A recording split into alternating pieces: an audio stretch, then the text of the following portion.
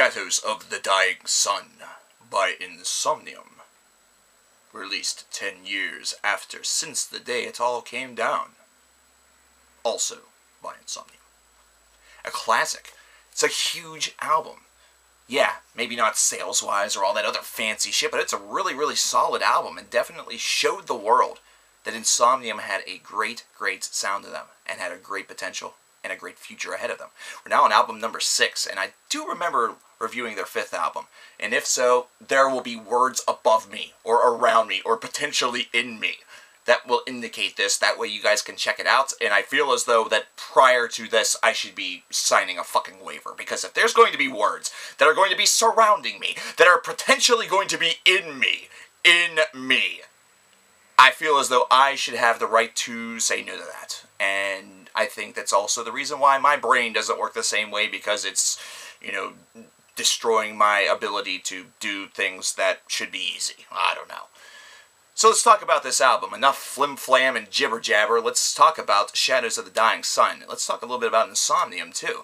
A melodic death metal band. Now, I know, melodic death metal, not exactly something that has really been, you know, changed all that much for the past 10 years or so, maybe, and usually whenever it is, it's because of the infusion of an already pre-existing genre or subgenre of metal, thus further ridiculizing the, you know, genre name or the genre title of the band or the album or whatever.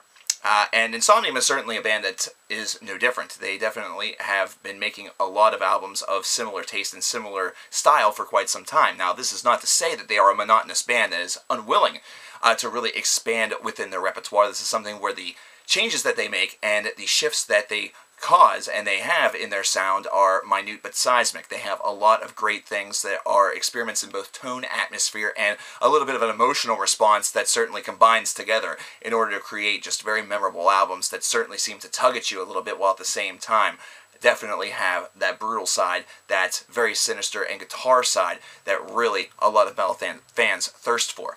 Probably the best comparison point that I can make for these guys is Opeth.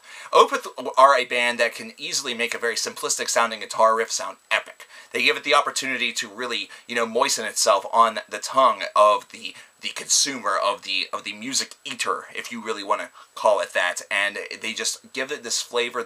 It's almost like comparing two chefs that maybe make a fish dinner. Maybe you have one chef that's doing things overly simplistically, but really not giving any sort of heart or character behind it. They don't, you know, take the little herbs and spices and sprinkle it over the dish, and whenever you eat it, it just kind of tastes like crap. And then you have somebody who does the same meal, doesn't exactly do anything different with it, but adds some herbs and spices, and holy shit, what a goddamn difference. Insomnium is just like that. Great example on this album is the Promethean song, because they're able to take an idea that's so simple, that's so basic, that really doesn't sound like it does all of that much, principally because it does not do all of that much, but adds the atmosphere, adds that bit of emotional response, and good lord, does this song have an epic feel to it, not to mention is it an infectious gosh darn track, sons of bitches. I love the fact that this band is able to do this. I love the fact that Insomnium is able to transfer something that is not necessarily mind-bendingly hard to play, probably, for those who are adept to the guitar, which I am not, but at the same time also gives it so much character and so much feel behind it that it sounds a whole hell of a lot more impressive and a whole hell of a lot more epic than it perhaps may be on tab or paper. And that's definitely a good thing. And that's something that you get on this album. You get that emotional response. You get that feel, that atmosphere. Something that you only hear perhaps in the most sinister bands such as Agalloch. And I say sinister principally because there is a resilient tone there that definitely has a flow of depression, a flow of hope, a flow of whatever the emotional response that the song is really supposed to emanate really is able to push on a listener. And that's something that whenever you do that very well and you get that connection, that response between you and your listener, then you're making music that will mesmerize everybody, regardless of whether the fact you're perhaps making an album that sounds kind of similar to your last one.